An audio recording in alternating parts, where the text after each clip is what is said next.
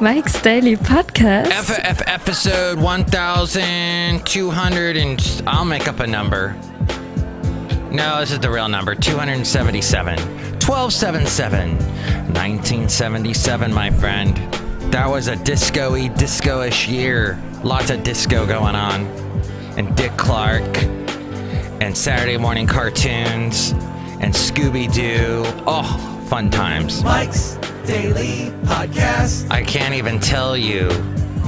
Hey, Mike's Daily Podcast page on Facebook had 2 new views. Mike's Daily Podcast. Well, I would like to welcome you to America, or as the Republicans would like to say, Omitica, because they want to omit anyone they don't like at all, and that makes us keep rolling like a ball through the world on our Mike's Daily Podcast. Big blue ball that's called Earth. I am an Earthling, as are you. Mike's Happy Friday. Daily Thanks for listening to the show. Podcast. Today we have the Fascinating Material Project, the FM Project. Plus, we'll hear from John Deere the Engineer, Chely Shoehart, Floyd the Floorman. It's going to be exciting, riveting show. Now, we'll get to that whole thing about the courts that were upholding the ban, the travel ban is unconstitutional or illegal or something. And well, you know what? Fox immediately jumped on it and said, okay, now that the courts shall be blamed for any terrorism that happens. And then Trump was blaming the media, as I was mentioning on the last podcast, that the media isn't covering terrorism enough, that there's a bunch of terrorist activities that the media doesn't even talk about. Which I heard then a Iraqian reporter that reports and is knee-deep in all the stuff, terrorism activity, the ISIS stuff, and she said, no, the media pretty much jumps on anything terrorist-related and talks about it. Although then they mentioned something that happened in Chattanooga that I wasn't aware of. I think because it happened on a military base that was labeled terrorist activity. So, now I'm all confused. And that's how I am. I'm a confused person. But should we be omitica? Should we omit people like this person that just walked in? Hello, Mike Matthews. It's Chely Shoehart. Get stuff to eraser. Don't omit me. I would never omit you. Mike Matthews, I'm in love. You're in love. You found someone to love so close to Valentine's Day. That's right, Mike Matthews. What's his name? Bob. Bob. You met a Bob? Yes, Mike Matthews. And he's got a bob on top of his head. He's got a hair bob. He's got a bun. He's got nice buns, and he's got a bun on top of his head. Well, congratulations. You found someone. Did I mention that I'm in love? That's great. You guys have pet names for each other? He calls me Cricket, and I call him the Hamburglar. Look who else just walked in. Thank God. Hello, Mike. This is Floyd the Floorman. And this is John Deere the Engineer. We're in love, too. Wonderful. Mike, I think that John Deere the Engineer is the king of my world. Oh, that's great. Could we get any more stupid sound effects in this show? Oh, Nilly's here. Hi, Mike. It's Benita the rodeo queen. We walked in too, y'all. Wow, there's too many people in here. We're reaching critical mass. Critical mass? What? That has to do with another story, and nuclear power plants coming up a little bit later on. Did your husband come in here with you too? Yeah, Mike, here it is. Mike, tell you what. What? Trump is right. The media never talks about the terrorism and all the horrible women that are in power, like Elizabeth Warren. Elizabeth Warren is awesome. America elected Donald Trump. And yeah, the Russians helped. And yeah, the FBI director helped. And yeah, he lost the popular vote by 3 million votes. But we cannot let ourselves off the hook so easily. Not as progressives, not as Democrats. The excuses end now. I hate her. Disgruntled Fiddle Player, you can't be like that. It seems like people on the right, they've got to demonize all the women in power, and you can't demonize Elizabeth Warren. Yes, I can. It's American freedom of speech. Well, you know, are you going to demonize as well Nancy Pelosi? She had this to say about Steve Bannon. What's making America less safe is to have a white supremacist named to the National Security Council. It's a stunning thing that a white supremacist, Bannon, would be a permanent member of the National Security Council and dismissing Chairman of Joint Chiefs and the Director of National Security, National Intelligence as permanent members. No, I don't just hate women. I also hate George Soros. Oh, wonderful. So you're a equal opportunity deployer of hate, I guess. Mark, he's a loving guy. That's why we're in love for Valentine's Day. Coming up real soon. We gotta go. Bye, bye. Love it. Wonderful. I also wrote down here, someone I know on Facebook who I worked for in California, in Southern California. Oh, And here's today's podcast picture. but before we get into that story, up here in Northern California, it's rained a lot. There was flash floods going all day long. We had so many emergency alert system, EAS, break-ins. In other words, the radio station is doing its content, is playing its show, its programming, and all of a sudden it just gets interrupted. It could be in the middle of a commercial and it just stops, and you hear that beep, beep, beep, beep, beep. And then somebody comes on. The National Weather Service will Facebook, no, flash flood. And that happened about 15 times yesterday. So I'm sitting here at work going, is my house gone? Did it just get swept away in Podcastro Valley? I was so worried about that and about my Basil the Boxer. So I got home. First off, the drive home, just sprinkles the whole drive from Fremont to Podcastro Valley, up Mission, just completely fine. It wasn't the hell that I usually get into, the traffic jam that I get into on Fridays. And I get home, and it's fine. There's no leaking in the basement. Basil's a little bit wet, but then the Great Pyrenees dogs Basil and I saw. We went on a walk, and it rained on us off and on. At the end, it just was, we were just soaked. And I have a towel ready for him when I get home, and I dry him off, and he loves that. And then he's all like super smooth, super clean. Thank you, Rain. My dog is Rain clean. But on the wonderful walk we were on yesterday, we walked up to Columbia. Yes, there's a place called Columbia in Podcastro Valley. And no, they don't have a lot of cocaine there, as far as I know. Just nice people. And there's this guy I run into every couple of months who's got these two Great Pyrenees dogs.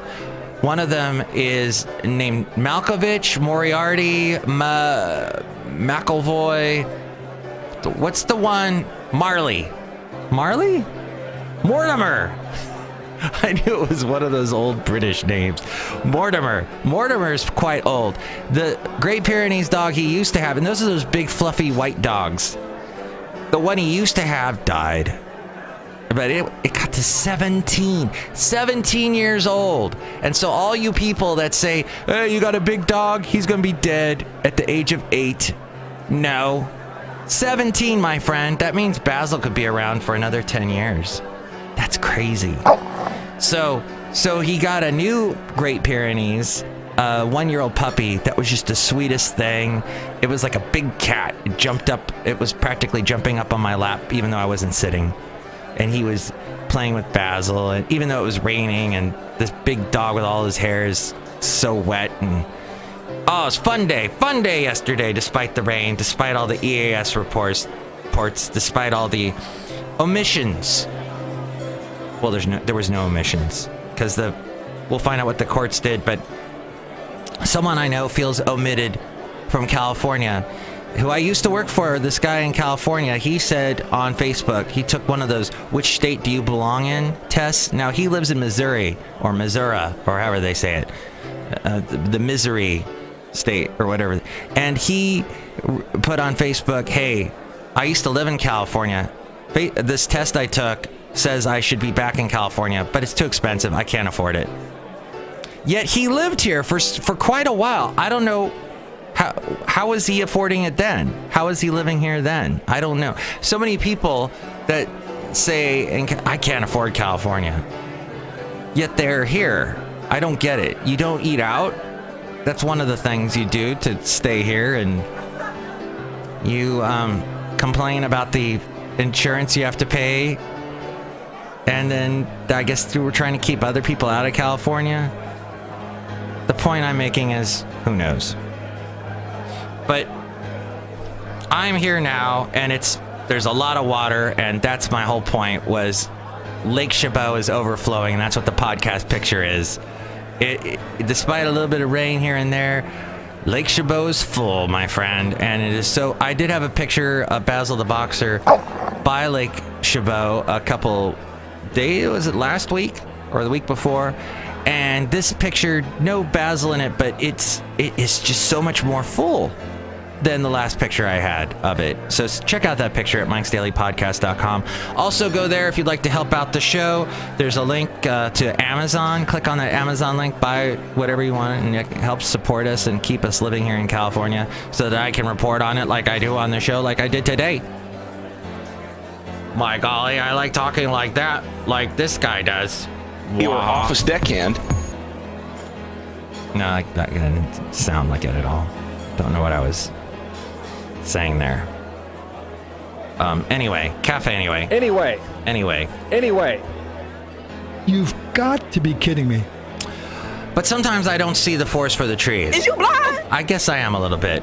You know what? Finally, help out the show through the PayPal, and you'll get a special greeting from all the Café Anyway characters. You'll become an Inglorious Mike's Daily Podcaster. You can also call us. 336-MM Daily is the phone number. 336-MM Daily. And finally, there's all the past podcast pictures and past interviews and past shows. And now... The Fascinating Material Project. FM Project.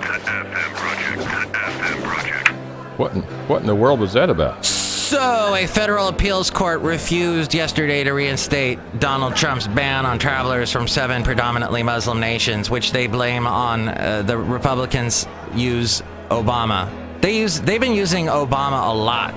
There was an NPR report this past weekend, and I love Lulu Garcia Navarro. Thank you so much for replacing Rachel Martin. Thank you, Lulu. Oh, used to be Lourdes, I think. Lulu, your Sunday show, I love it. And you know what? I listen to you through, like I'm talking to her like she's listening to this podcast. I listen to you through KCLU, which is on the campus of Cal State Lutheran University in the Ventura County area where I used to live. And I love listening to and I get the little Ventura County news reports, and I find out how wet it is down there. And when it gets really rainy in Southern California, everything just slides into the Pacific. It just goes all into the ocean. So I like to keep up to date on my Sunday mornings and listen to it that way. So they were talking all about how this whole thing, where the courts and whatnot is what they were talking about. No, they weren't. They were talking about something else. Anyway, I'll get back to that. Café Anyway. But meanwhile, thank you. Back to this story, this breaking story about the federal appeals courts. They refused yesterday to reinstate Donald Trump's ban on travelers from 7 predominantly Muslim nations. Oh, yeah. The thing that they were talking about in the NPR story was how they use Obama a lot. They mention Obama a lot, but they use it to do these weird, very un-Obama-ish things, like banning people from coming into the country. Well, Obama, he was the one that started the 7 predominantly Muslim nation ban thing to begin with. And they invoke his name a lot. Unanimously rejecting the administration's claim, the federal appeals court did, of presidential authority and questioning its motives. The panel of 3 judges from the San Francisco-based, let's hear it for San Francisco, just over there, I'm pointing to it, across the bay. The San Francisco-based 9th U.S. Circuit Court of Appeals declined to block a lower court ruling that suspended the ban and allowed previously banned travelers to enter the U.S. The court battle is far from over. The lower court still must debate the merits of the ban, and an appeal to the U.S. Supreme Court seems likely. That could put the decision in the hands of a divided court that has a vacancy. Trump's nominee, Neil Gorsuch, could not be confirmed in time to take part in any consideration of the ban. Moments after the ruling was released, Trump tweeted, "See you in court," adding, "The security of our nation is at stake," which Fox then picked up and said, "Oh, the next terrorism thing is going to happen because of this court decision." In response, Washington Governor Jay Inslee, a Democrat who leads one of the states that challenged the ban, said, "Mr. President, we just saw you in court and we beat you." Can I get some kind of... Oh, how about this one? Very good. So that's that story right now going on. And then I wanted to also mention an explosion at a nuclear power plant in northern France yesterday caused minor injuries but took place outside the plant's nuclear zone, posed no risk of contamination, authorities said. It's a significant technical event, but it is not a nuclear accident, said a local official. The cause of the explosion at the power station, which has been in operation since the 80s, was not immediately known. 5 people had reported feeling unwell, but there were no serious injuries. The rescue services were at the site. One of the plant's 2 reactors was shut down. After the explosion, the incident was declared over. Then, by the afternoon, this was at the Flamanville plant, 25 or 15 miles west of Cherbourg. Wow. As we go outside a Café Anyway, where we bring you Mike's Daily Podcast, somewhere in Podcastro Valley. I saw something on Facebook about the Fukushima plant still spewing out radiation. And here we are on the west coast of America. That was not good news. But then I couldn't find any other story about that. So thank you, Facebook. Was that fake news? I don't know. But that was, after the big tsunami in Japan a couple years back and the Fukushima meltdown. That was scary. There was a whole thing on PBS, Frontline, talked all about it. And yeah, it was bad. Real bad. So that's the end of the show. We'll end on a positive note, and that is that it's the weekend, and hopefully you'll get to do fun things. Of course, I won't, because it's the weekend. And I still have friends that invite me to things that happen while I'm at work. I'm only working 6 hours on Saturday and Sunday from noon to 6. But for some reason, all my friends decide to plan the things for that time period. You can't wait till after 6. And these are young people. These are 20-somethings, 30-somethings inviting me to things at noon. Why am I going to a place to drink beer at noon? Idiots.